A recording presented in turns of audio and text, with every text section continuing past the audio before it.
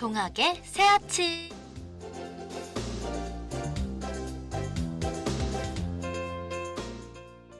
동국인 여러분 안녕하세요.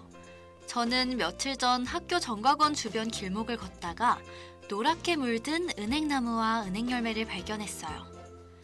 땅에 떨어진 은행열매를 보자마자 코끝을 스치는 고약한 냄새에 은행열매를 밟지 않으려고 조심조심 걸어갔는데요. 그때 문득 은행열매도 고약한 냄새를 풍길 수밖에 없는 이유가 있지 않을까 하는 생각이 들었습니다. 사실 우리가 은행나무의 열매로 알고 있는 은행은 열매가 아닌 변형된 씨앗인데요. 은행나무가 번식하려면 씨앗을 땅에 떨어뜨려서 싹을 틔워야 하는데 은행을 먹으려는 초식동물이나 벌레로부터 씨앗을 보호해야 합니다. 이때 은행의 겉껍질에서 나는 고약한 냄새가 동물과 벌레로부터 씨앗을 보호해주는 것이죠. 이렇게 은행의 주황색 껍질에서 풍기는 악취는 자신의 씨앗인 종자를 지키기 위한 은행나무의 생존 전략인데요. 은행의 독한 냄새가 씨앗을 지켜준 덕분에 원시시대 때부터 지금까지 살아남을 수 있었다고 해요. 이처럼 우리가 살아가면서 마주하는 모든 것들은 각자 존재 이유가 있는 것 같아요. 우리가 때론 은행의 고약한 냄새처럼 실수하고 잘 안 되는 일이 많아 인상을 찌푸리게 되어도 은행 냄새가 씨앗을 보호하며 도움을 주었듯 자신의 가치를 인정하고 믿는다면 언젠가 여러분들의 빛을 세상에 비추는 날이 올 겁니다. 매일 아침 정겨운 얘기와 음악으로 등굣길의 하고 여러분과 함께하는 동학의 새아침. 이 시간 진행의 이나연입니다.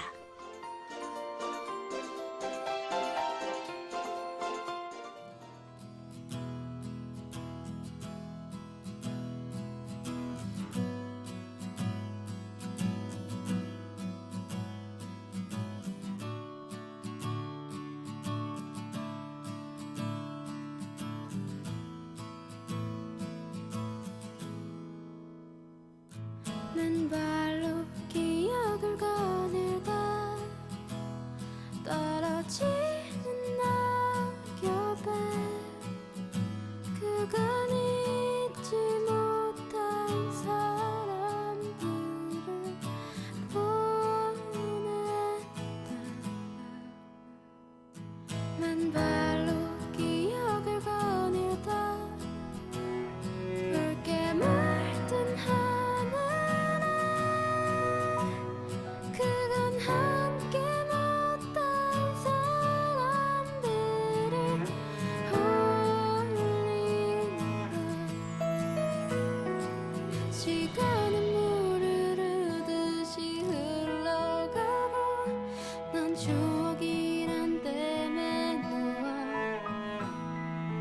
미처 잡지 못한 기억이 있어. 오늘도 수평선 너머를 보는 이유 맨발로 기억을 거닐다 나를 사는 단풍에 모든 걸 내어주고 살포시 기대본다. 맨발로 기억을 거닐다 다 익은 가을 내 허기진 맘을 붙잡고 보니 잠이 든다.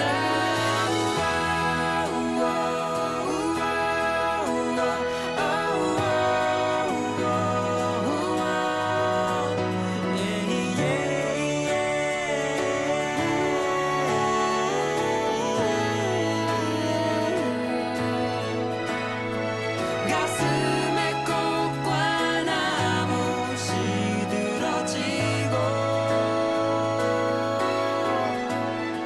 깊게 묻혀 꺼내지 못할 기억 그곳에 잠들어 버린 그대로가 아름다운 것이 슬프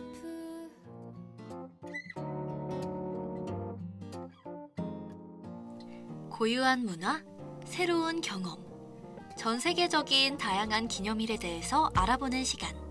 오늘은 무슨 날?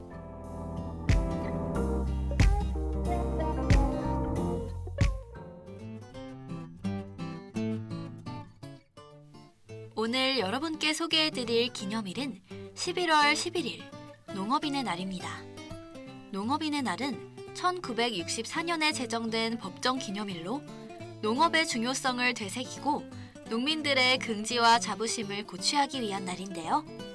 농민이 흙을 벗으로 삶아 흙과 살다 흙으로 돌아간다는 전통 철학을 바탕으로 한자 흙토자를 10과 1로 나누면 11월 11일이 된다는 것에서 착안하여 날짜를 지정했습니다. 더불어 이 시점은 농민들이 한 해의 수확을 마치고 잠시 여유를 가질 수 있는 시기라는 점에서 기념일 날짜 선정에 영향을 주었다고 해요. 그런데 우리는 일반적으로 11월 11일을 빼빼로데이라고 알고 있죠. 빼빼로데이는 친구나 연인들이 초콜릿 막대 과자를 주고받는 날입니다. 숫자 1을 닮은 가늘고 길쭉한 막대 과자처럼 날씬해지라는 의미로 친구들끼리 막대 과자를 주고받으며 시작되었는데요. 과자 제조 회사에서 마케팅으로 활용한 이후 일반인들 사이에서 유행하였죠. 그런데 빼빼로데이의 인기가 상승하면서 농업인의 날의 중요성이 점점 낮아졌어요.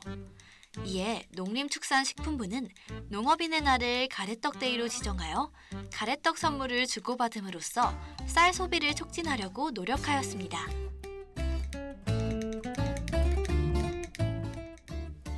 오늘 저희가 소개해드린 기념일은 11월 11일 농업인의 날인데요. 달달한 초콜릿 막대 과자 선물도 좋지만 오늘 하루는 우리의 밥상을 풍요롭게 해주시는 농업인들께 감사하며 가래떡 선물로 소중한 사람들에게 여러분들의 마음을 전해보는 건 어떨까요? 여러분들의 오늘 하루도 기념일처럼 의미 있는 날이 되길 바라며 저희는 다음 시간에 또 다른 기념일로 찾아올게요.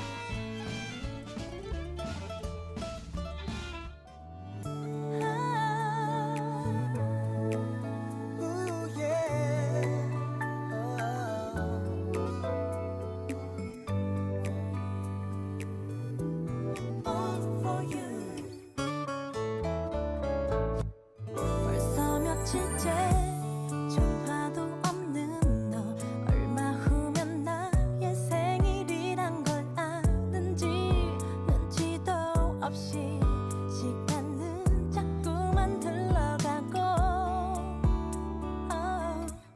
난 미움보다 걱정스런 맘에 무작정 찾아간 너의 골목 어귀에서 생각지 못한 웃으며 반기는 너를 봤어. 사실은 말야 난 많이 고민했어. 내게 아무것도 해줄 수 없는 걸 아주 많이 모자라도 가진 것 없어도 이런 나라도 받아줄래. 너를 위해서 너만을 위해서 난 세상 모든 걸 담겨주지 못하지만 난 너에게만 이제 약속할게. 꼭 너를 위한 내가 될게. It's only for you, just wanna be for you. 난 그렇게 지금 모습 그대로 네 곁에 있으면 돼. 난 다시 태어나도 영원히 너만 바라볼게.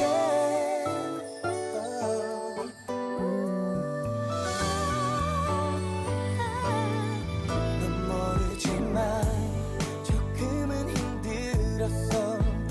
내게 어울리는 사람이 나인지 그건 내가 아니라도 다른 누구라도 이젠 그런 마음 버릴래. 너를 위해서 너만을 위해서 난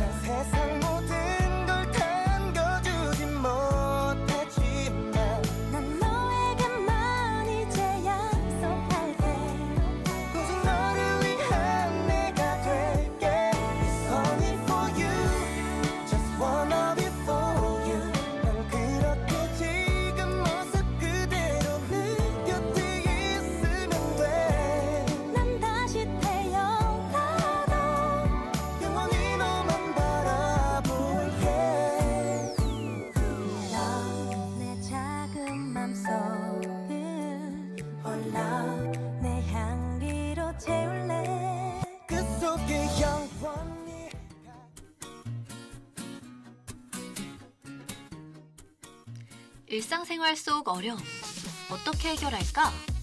과학원리와 함께하는 생활 꿀팁 넘버원 슬기로운 일상생활.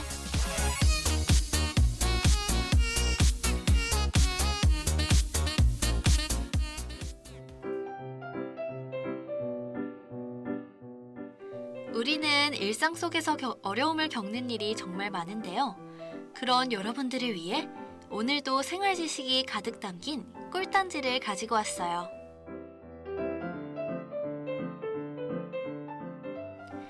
여러분들은 약속에 늦어 고데기로 급하게 머리를 하다가 얼굴이나 목 부분에 화상을 입어보신 적이 있나요?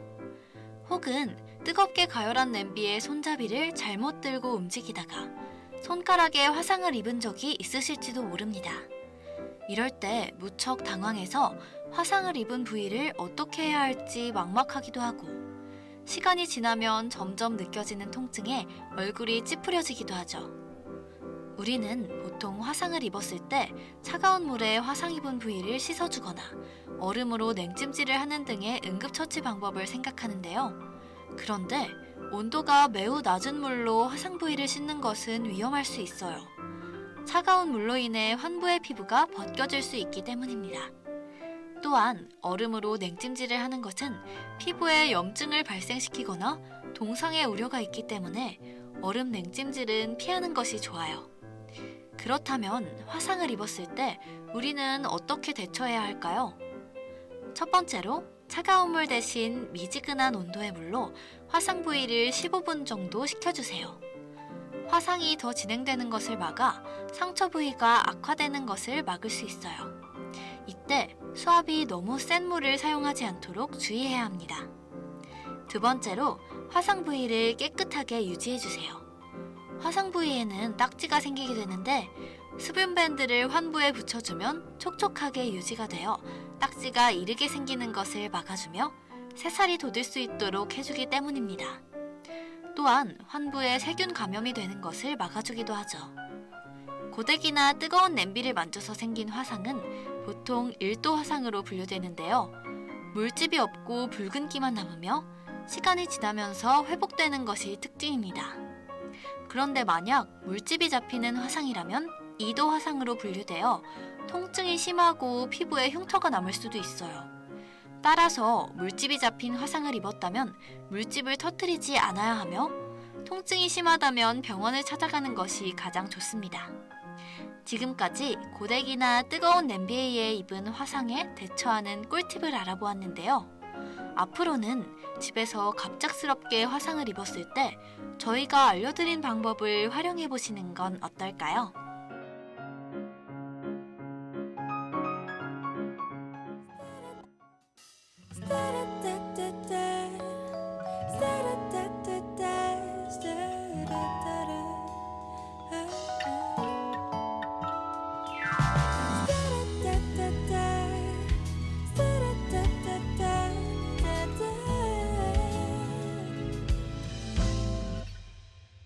하루 종일 엉망이었었어. 일어나서부터 기분이 뭐 같았어. 아침을 먹는데 확인한 핸드폰에 밤사이 와 있는 네 문자를 보고선 기분을 잡쳤어. 또다시 날 찔러보는 네가 뻔히 보여서 거지같이 그다지 썩 반갑지 않으니까 네가 힘들어하는지 어떤지 이제 아무렇지도 않아. 나 하나도 안 미안해서 미안해. I'm gonna fly away, gonna fly away. 마음은 한결같았지, 날아갈 듯 같았지. I'll never cry again, yeah, never cry again. 이제 훌훌 털어버리고 흔들렸어. 솔직히 좋았어. 너의 연락이 외롭고 힘들 때 항상 넌 내 옆에 없었어. 누구보다 소중했던 너 때문에 깨달은 게 하나 있어. 나도 역시 내가 제일 중요해. I'm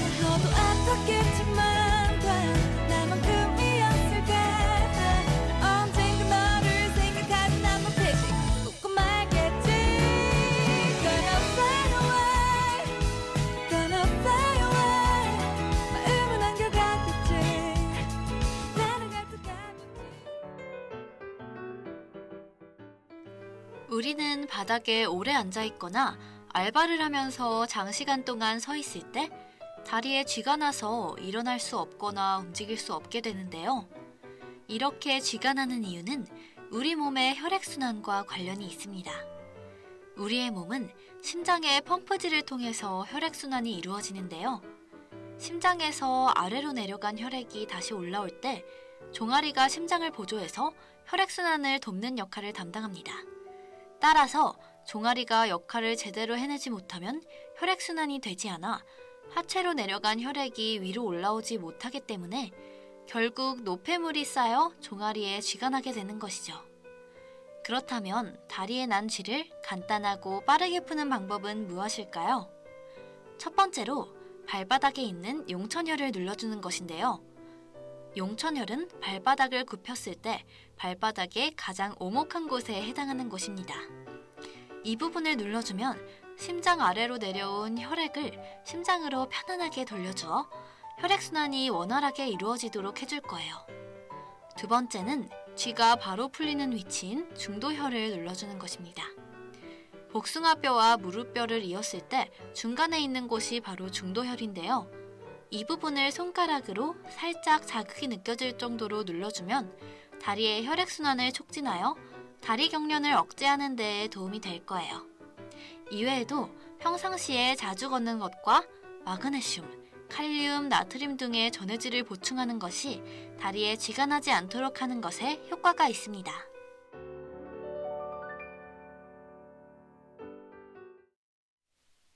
오늘은 갑작스러운 화상에 대처하는 꿀팁과 다리에 쥐가 났을 때 해결하는 꿀팁을 알아보았는데요. 저희가 알려드린 방법이 여러분의 일상에 조금이라도 도움이 되셨으면 좋겠습니다.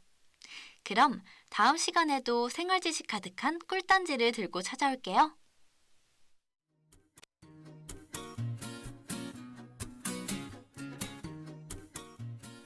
일상생활 속 어려움, 어떻게 해결할까? 과학 원리와 함께하는 생활 꿀팁 넘버원. 슬기로운 일상생활. 다음 시간에 또 만나요.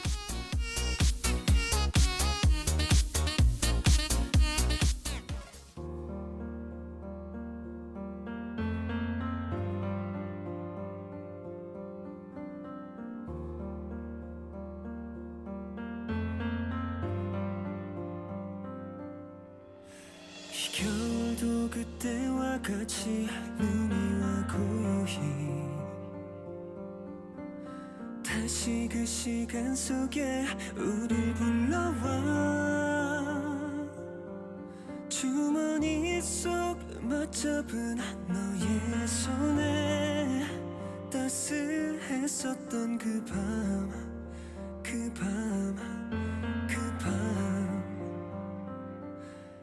영원할 줄 알았던 그 시간 속에 너는 이제 흩어져가 기억 속에 눈처럼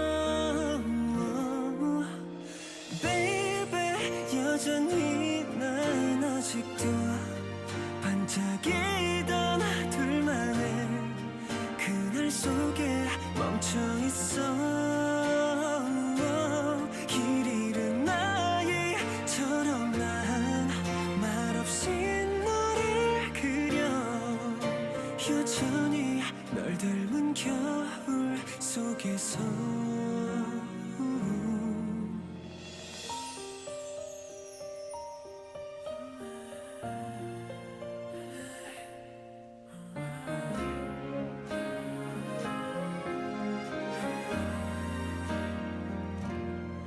담을 뿐인 세상에 넌 나에게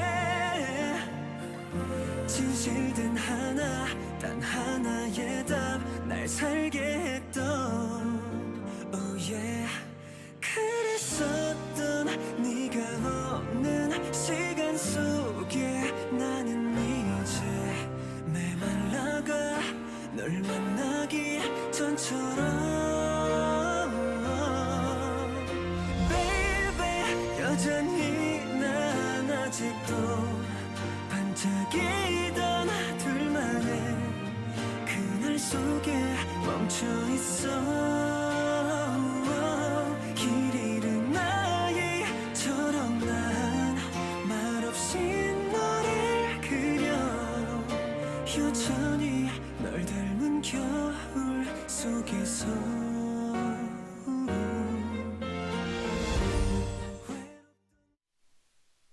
눈이 기쁨 되는 날, 흰 눈이 미소 되는 날, 하얀 눈이 내려올 때면, 온 세상이 물들을 때면.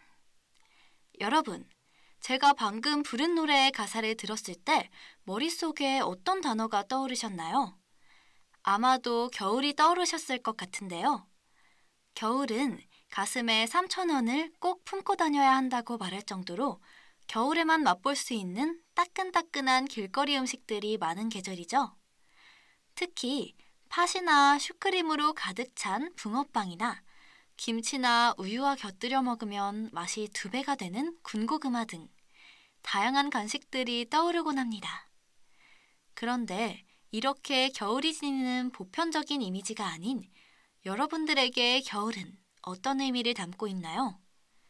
자격증이나 취업 등 중요한 시험을 앞둔 학우분들은 도전의 의미를, 여행을 떠나 일상 속 여유를 찾고 싶은 분들에게는 힐링의 의미를 담을 수 있을 것 같습니다. 혹은 올해 초에 세웠던 나만의 목표를 성취했는지 돌아보는 초심을 의미할 수도 있어요. 이렇게 내가 원하는 것, 이루고자 하는 것에 따라 겨울에도 수만 가지의 의미를 담을 수 있는데요. 동국인 여러분, 올해의 마지막 계절은 우리의 의미를 담아서 따뜻하게 보내는 것은 어떨까요? 매일 아침 정겨운 얘기와 음악으로 등굣길의 학우 여러분과 함께하는 동학의 새아침. 이 시간은 이만 마치기로 하죠. 학우 여러분, 기분 좋은 하루 보내세요.